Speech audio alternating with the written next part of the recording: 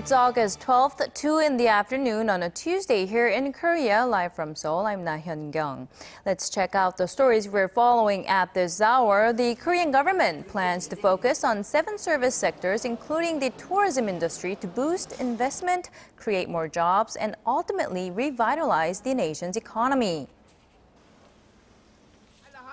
The rift between the Iraqi president and prime minister deepens as President Fuad Massoum names a new prime minister. The incumbent, Nouri al-Maliki, is partly blamed for the ongoing conflict in the region.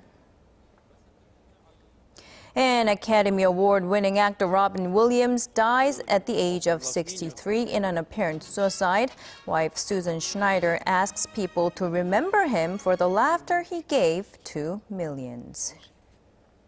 All of that coming right up, but let's start with our top story this afternoon. The symbolic Han River in Seoul is going to get a makeover for the first time in 30 years. It's part of government efforts to find a new growth engine for the nation's service industry. Other measures will cover sectors ranging from hospitals to resort complexes. Our Hwang Ji-hye starts us off. The government will cut red tape, write special laws, and promote competition to help develop 7 service sectors into a new growth engine.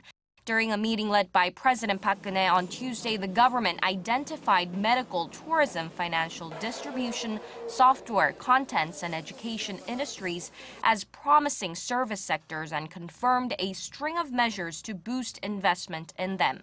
It will streamline regulations to lure foreign for-profit hospitals and provide subsidies for hospitals that attract foreign patients to Korea.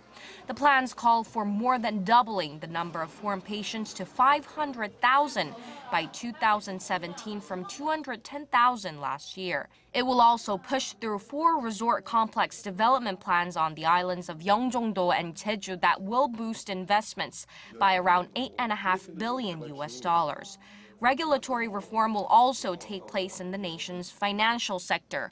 The government will gradually ease the current 15% limit on daily stock price movement to 30%.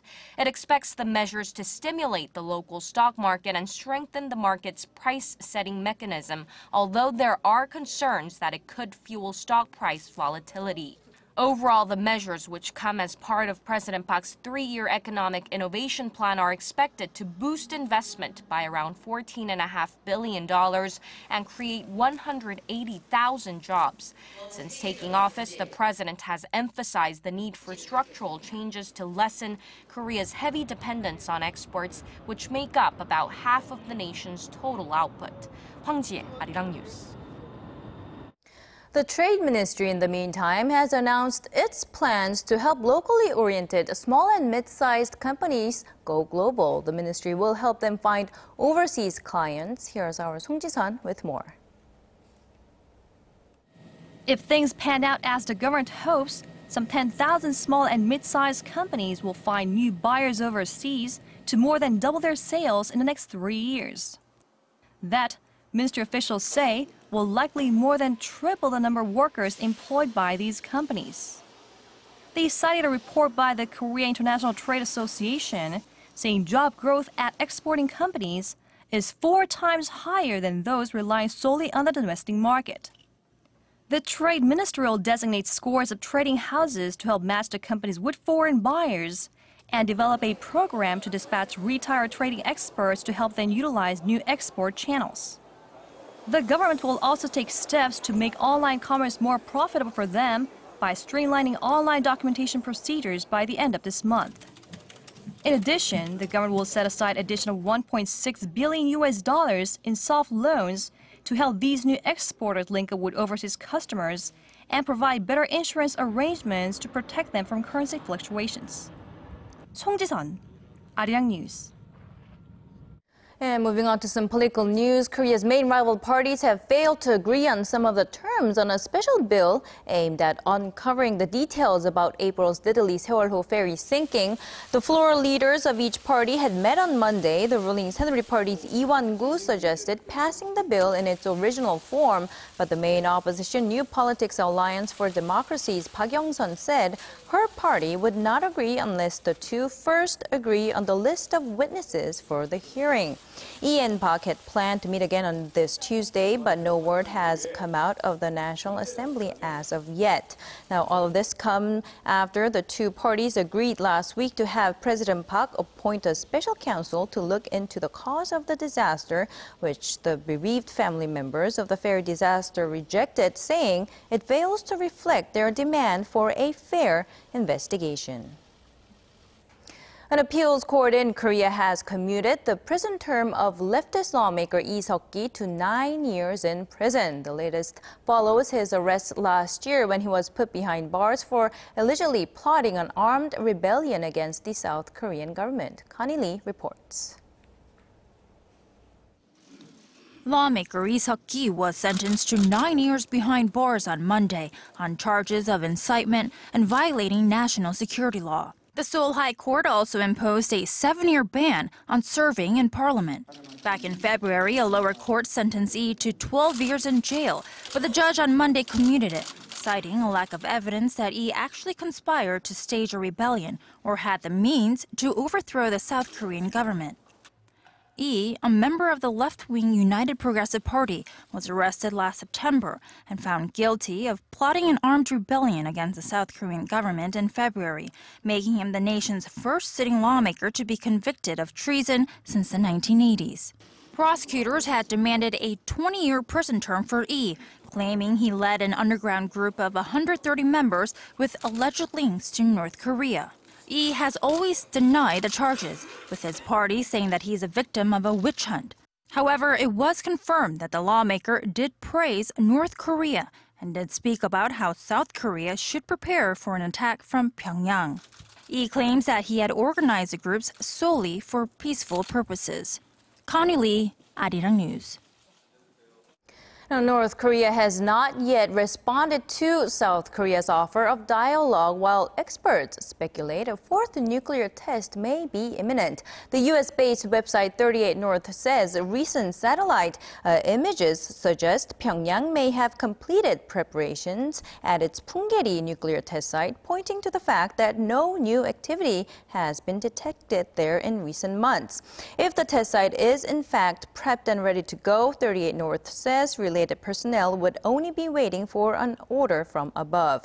Pointing to past experience, it adds it would take the North about 6 to 8 weeks to conduct a detonation once an order is received. The last time North Korea conducted a nuclear test was in February last year. The U.S. Senate, meanwhile, says it wants a report on political prison camps in North Korea to be submitted to both intelligence committees of Congress. The U.S. Intelligence Authorization Act for fiscal year 2015 states the Director of National Intelligence should show how Washington is supporting implementation of the recommendations made by the UN Commission of Inquiry on Human Rights in North Korea. The bill says this should include the eventual establishment of a tribunal to hold individuals accountable for abuses. It should also cover the estimated prisoner population, the geographical location, reasons for confinement of the prisoners, and the conditions of each and every political prison camp in North Korea. In February, the UN Commission said that the leadership in Pyongyang is responsible for quote-unquote widespread, systematic, and gross violations of human rights. In the year 2012, for Korea was at its record high. All of the day's important events close to home and around the world. Join Na Hyun-kyung live from Seoul. Shopping market thinks the true meaning of creation shines through. Radhika Kumaraswamy is a former UN Special Rapporteur on violence against women and is often credited with raising international awareness of Japan's wartime sexual enslavement. And recently, she told Korean reporters that Japan needs to do a better job of repenting. Ryu Rian reports. Marking the 50 years since the end of World War II in 1996, Radhika Kumaraswamy released a report to the UN on the history of Japan's military sexual enslavement to raise international awareness over the issue. She concluded through the report that Japan's enslavement of foreign women was a violation of international law and urged Tokyo to make an official apology. Under their will and control. And from what we saw and heard from these comfort women, it was very clear that it was a situation of slavery. They were kept in very small cubicles and in little cubicles and were given and were made to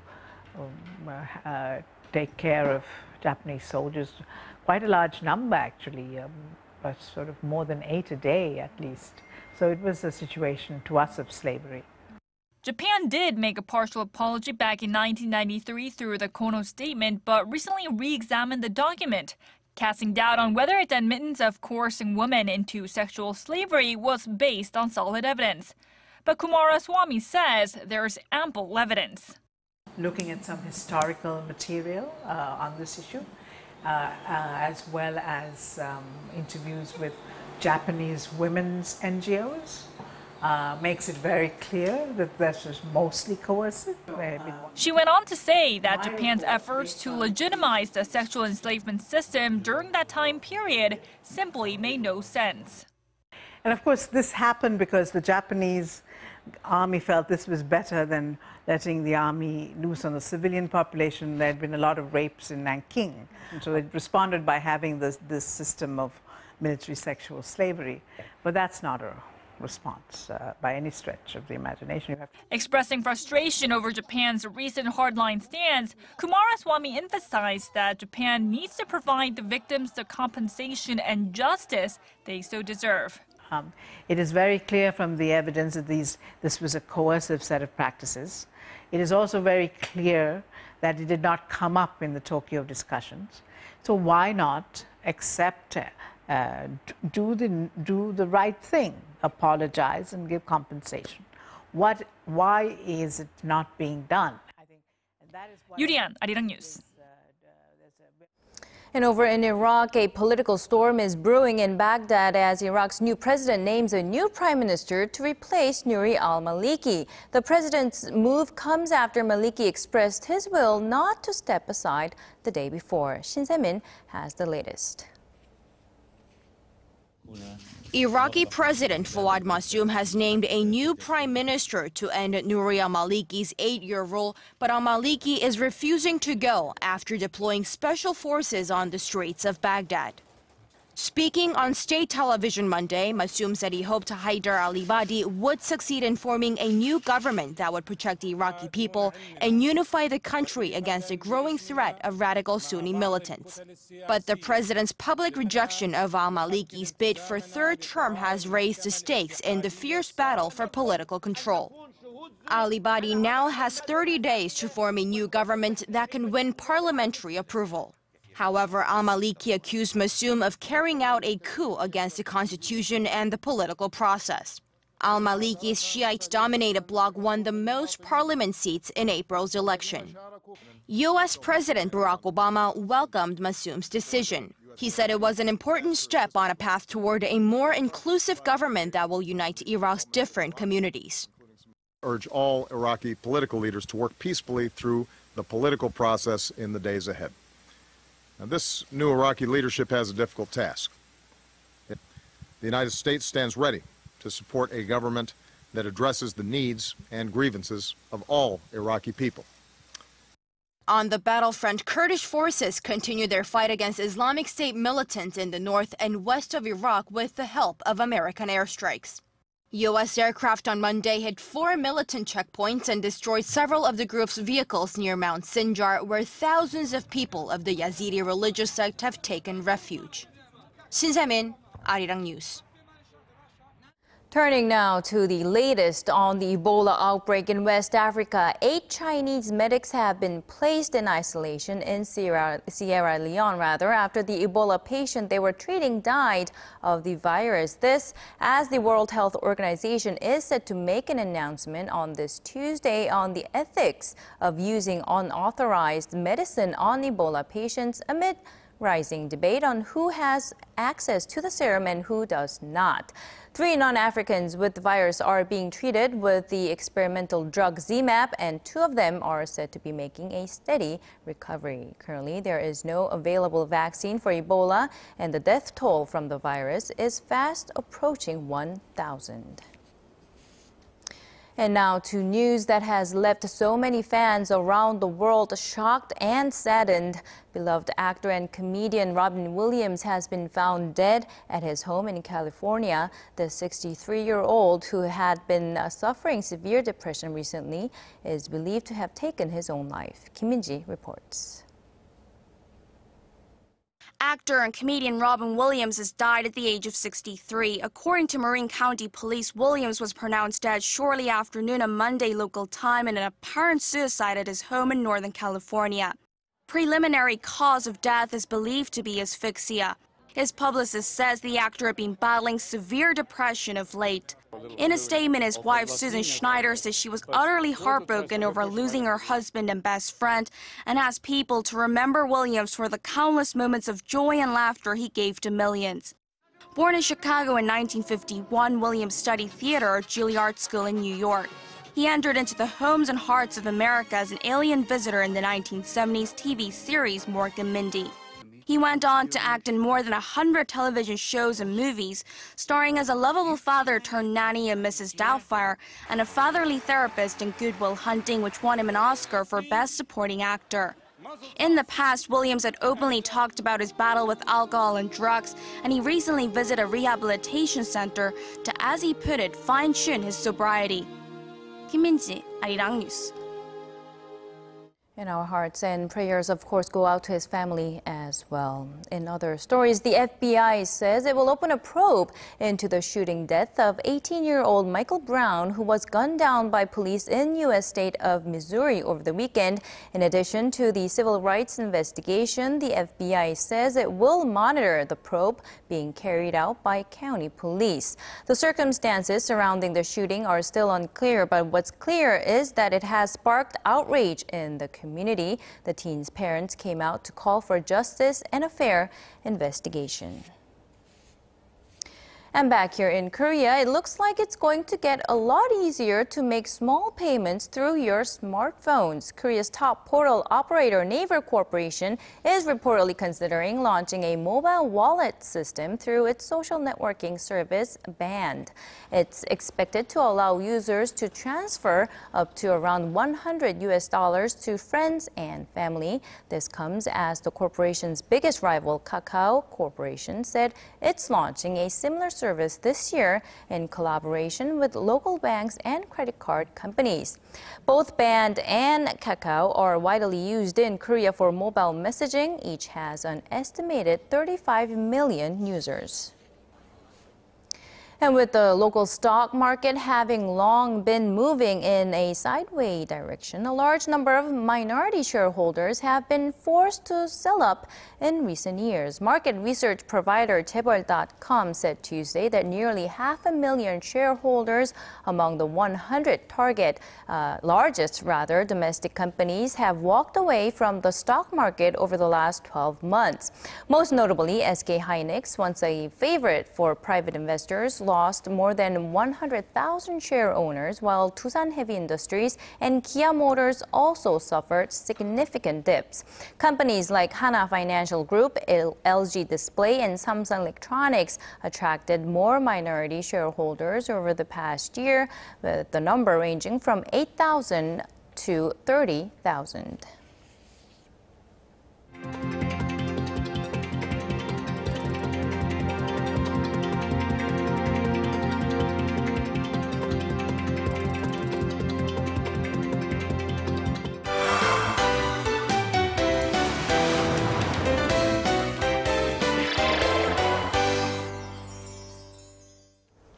There are are so many festivals happening all the time and practically everywhere in Korea. So to help us choose which summer festivals to go to, our Im Yoon-hee joins me today, hopefully with a couple of recommendations. We'll see what we can do. So today we'll take a look at a couple festivals. The first one takes place at the Maronier Park in Daeangno area. And Daeangno, of course, is the hotspot for many plays and theaters there, right? A very artsy area. You know, in its heyday, it really was popular, and the trend has changed a bit, but they are trying to bring the crowds back to the area, so they created the Maronier Summer Festival, and so it's doing very well and quite successful. Take a look. The trendy hotspot for young artists in Seoul. Daeangno's streets and alleyways are filling up once again for this year's Maronier Summer Festival. Between sidewalk plays to DJ performances, Maronier Park will serve as headquarters to the festival, where participants can enjoy camping, along with a wide range of different performances. The rest of the festival will spill into the neighboring Daeangno Arts Theater, Arco Arts Theater, and Naksan Park. All areas sure to fill up with young spectators, looking to enjoy their summer vacation. Cellist turned conductor Chang Hana is back again, with her annual Absolute Classic concert. Since 2009, Korea's premier conductor has been inviting 100 young musicians from across the nation to participate in this month-long event, with 3 performances set to take place on Saturdays. This year's performance includes Debussy's La Mer, Brahms' Symphony No. 3, as well as Stravinsky's Rite of Spring. All right, so Chang Hana, she is back in the picture here. Right, so there actually are a few comparisons being made between her and another well-known conductor here in Korea. Chung Myung-hoon. Yes, right. So they're both child prodigies. You know, Chung on his piano and Chang on her cello. And while she did become quite well-known for being a very accomplished cellist, nowadays people are really recognizing her as the potential to be Korea's next top conductor.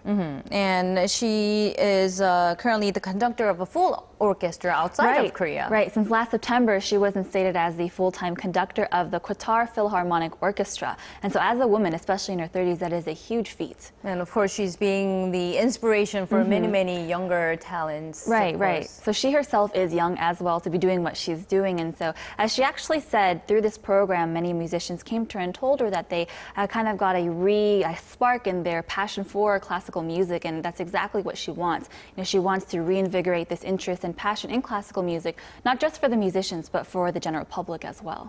Okay, so perhaps Daeangno is the place to go. Exactly, for the Maronier Festival. All right, thank you very much, Uni, for your report today. Always a pleasure.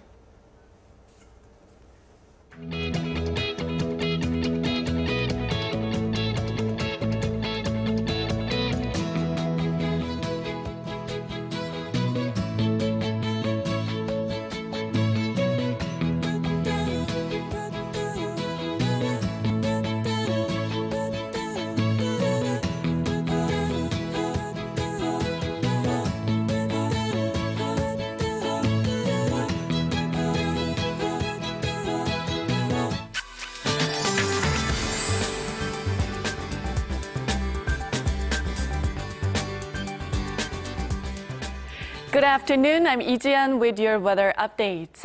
Although temperatures are dipping to the low 20s in many areas overnight, it still feels hot in the afternoon, with today's highs reaching into the upper 20s to low 30s. So please be aware of a big temperature difference. And it shouldn't be as sunny as yesterday, with clouds expected to move in as the afternoon progresses. And the high in the capital will rise to 31. And Daegu and Gwangju will peak at 33 and 31 respectively, and Busan will top out at 30 this afternoon. And let's see how other regions are looking.